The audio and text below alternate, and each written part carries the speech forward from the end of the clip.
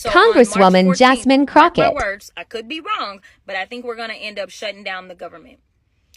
The problems that we keep seeing is that he is trying to test his power. He said that he was going to be a dictator on day one, and that's exactly what we are experiencing, because he decides that his power of the pen should overrule everything else.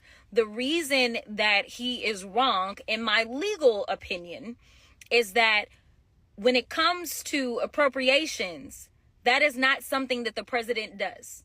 It is something that the Congress does. The Congress has the power of the purse. What does that mean? That means that it has to go through 535 people before it makes it to the president's desk. And that is the only way that we literally take in your tax dollars from the various ways that we take in tax revenue.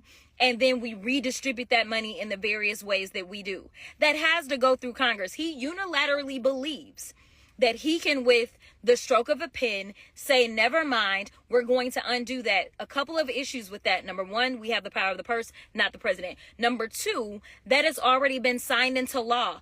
We have organizations that are relying on us. They have made contracts based on that. And so I personally think those organizations need to jump into some of this litigation, because they are relying to their detriment on what we promised them. That's yet more legal terminology. But he tried this when it came down to the Constitution. He believes that he can override the Constitution as well.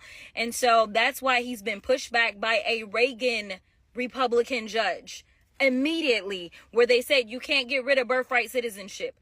But I think that what he's trying to do is he is daring this Trump Supreme Court to cross him. Listen, all we need is some people with a backbone, and that's on both sides of the aisle. We need some Republicans that say we are not okay with you destroying everything. And when I say everything, it's not just gonna be black folk, it's not just gonna be brown folk, it's gonna be rural white folk as well. So if y'all don't come together and understand we need to organize for the midterms right now, or at least yesterday, then we are going to continue to go down this road.